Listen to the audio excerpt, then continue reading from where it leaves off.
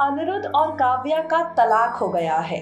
भाई last moment तक fans को लग रहा था कि शायद ये डाइवोर्स नहीं होगा, लेकिन डाइवोर्स हो गया है। फैंस का तो नहीं पता, लेकिन वनराज के होश जरूर उड़ गए हैं।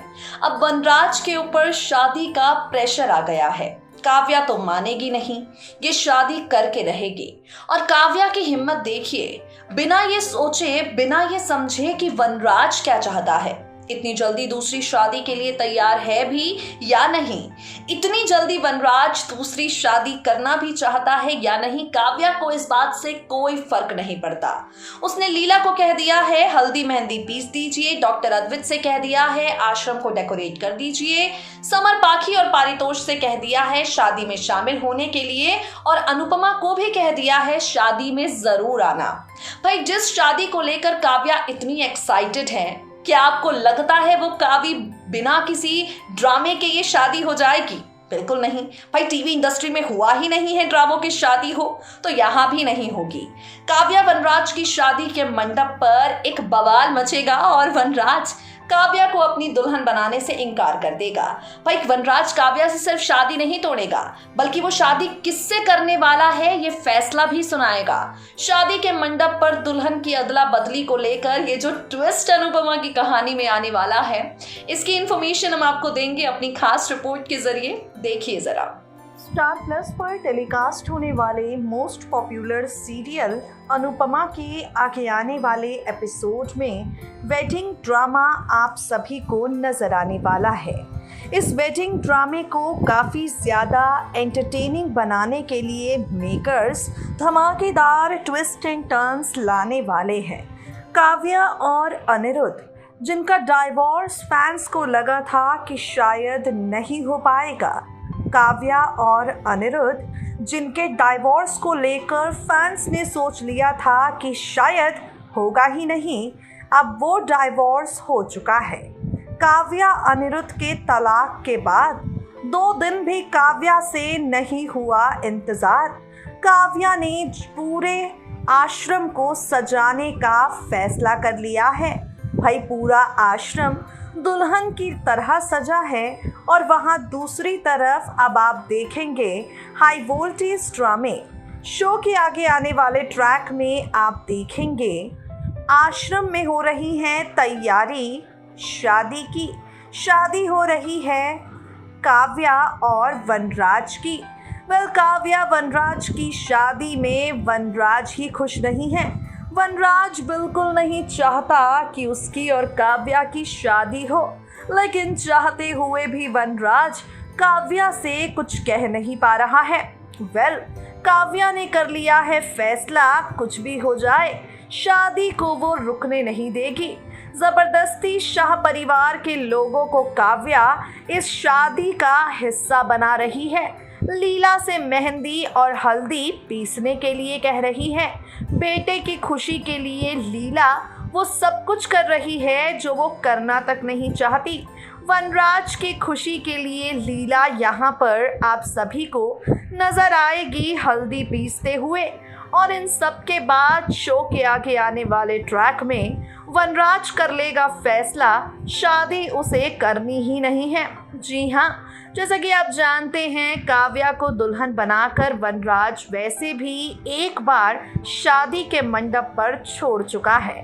काव्या को दुल्हन बनाकर वनराज ने एक बार पहले भी उसे धोखा दिया है, और एक बार फिर से कुछ ऐसा ही होने वाला है।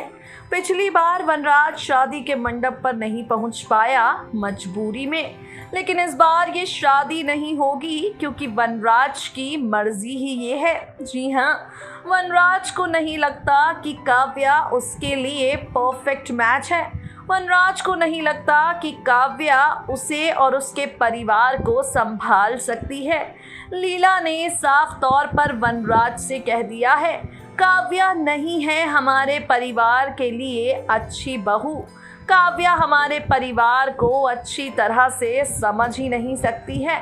वनराज को लेकर लीला ये भी कह चुकी है कि काव्या कभी अनुपमा भी नहीं बन सकती है। अब आगे आने वाले एपिसोड में आप देखेंगे बाकी ये बातें वनराज के दिल में घर कर जाएंगी। बाकी ये बातें वनराज को 100% सही लगेंगी। वनराज को भी ये बात समझ आ जाएगी कि काव्या उसके परिवार के लिए ना तो सही बहू है और ना ही उसकी जिंदगी में उसकी अनुपमा बन सकती है। ये सारी चीजें महसूस होने के बाद आप देखेंगे वनराज बिना देर किए काव्या को शादी के मंडप पर छोड़ देगा। जी हाँ, दुल्हन बनी हुई काव्या एक बार फिर से दुल्हन बनी हुई रह जाएगी, क्योंकि वनराज शादी के मंडप पर आएगा ही नहीं।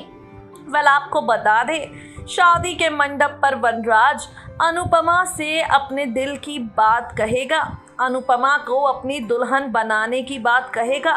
वनराज कह देगा अनुपमा से ये बात, काव्या मेरी जिंदगी की अनुपमा कभी नहीं बन सकती और इसलिए मैं उससे शादी नहीं कर सकता।